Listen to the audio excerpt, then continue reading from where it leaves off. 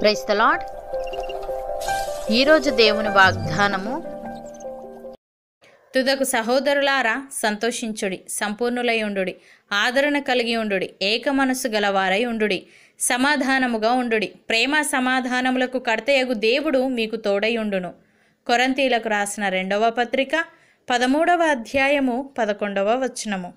సహోదరి సహోదరులారా, ఎల్లప్పుడూ సంతోషముగా ఉండుడి, ఎడతెగక ప్రార్థన చేయుడి, ప్రతి విషయమునందును కృతజ్ఞతాస్తుతులు చెల్లించుడి. ఇలాగు చేయుట యేసుక్రీస్తునందు మీ విషయంలో దేవుని చిత్తము.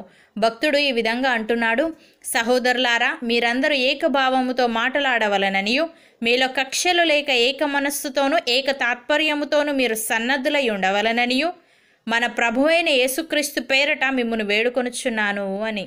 ప్రియులారా, మీ హృదయములలో సహింపనలవి కాని మస్తరమును వివాదమును ఉంచుకొనిన వారైతే అతిశయపడవద్దు. సత్యమునకు విరోధముగా అబద్ధమాడవద్దు.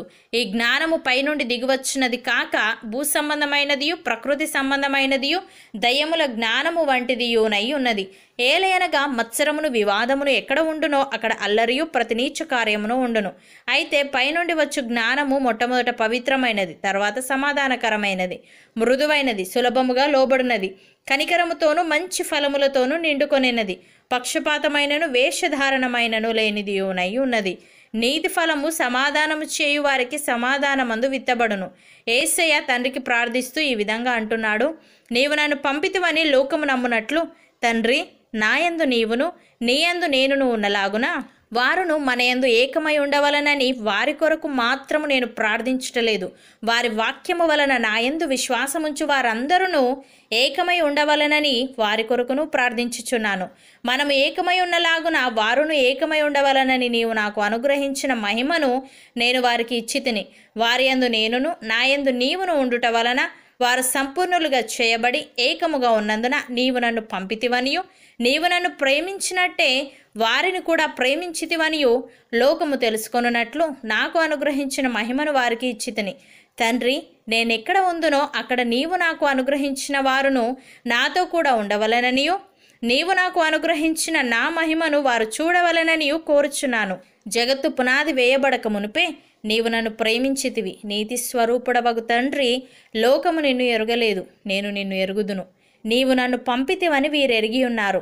నీవు నాయందు ఉంచిన ప్రేమ వారియందు ఉండునట్లును నేను వారియందు ఉండునట్లును వారికి నీ నామమును తెలియజేసితిని, ఇంకనూ తెలియజేసేదను అని. ప్రియులారా, మీకున్న మేలైనది దూషణ పాలు కానీయకుడి. దేవుని రాజ్యము భోజనమును పానమును కాదు గాని నీతియు సమాధానమును పరిశుద్ధాత్మయందలి ఆనందమునై ఉన్నది. ఈ విషయమందు క్రీస్తునకు దాసుడైన వాడు దేవునికి ఇష్టడును మనుష్యుల దృష్టికి యోగ్యుడునై ఉన్నాడు. కాబట్టి సమాధానమును పరస్పర క్షేమాభివృద్ధిని కలగజేయు వాటినే ఆసక్తితో అనుసరింతము. అపోస్తలుడైన పౌలు ఫిలిప్పీలకు వ్రాస్తూ ఈ విధంగా అంటున్నాడు: మీరు విశ్వాసమునందు అభివృద్ధియు ఆనందమును పొందు నిమిత్తము నేను జీవించి మీ అందరితో కూడా కలిసి ఉందునని నాకు తెలియను. నేను వచ్చి మిమ్మును చూచినను రాకపోయినను మీరు ఏ విషయంలోనూ ఎదిరించు వారికి బెదరక అందరూ ఒక్క భావముతో సువార్త విశ్వాస పక్షమున పోరాడుచు ఏక మనస్సు గలవారై నిలిచి ఉన్నారని నేను మిమ్మును గూర్చి వినులాగున మీరు క్రీస్తు సువార్తకు తగినట్లుగా ప్రవర్తించుడి. అట్లు మీరు బెదరకుండుట వారికి నాశనమును మీకు రక్షణయును కలుగుననుటకు సూచన అయి ఉన్నది. ఇది దేవుని వలన కలుగునదే.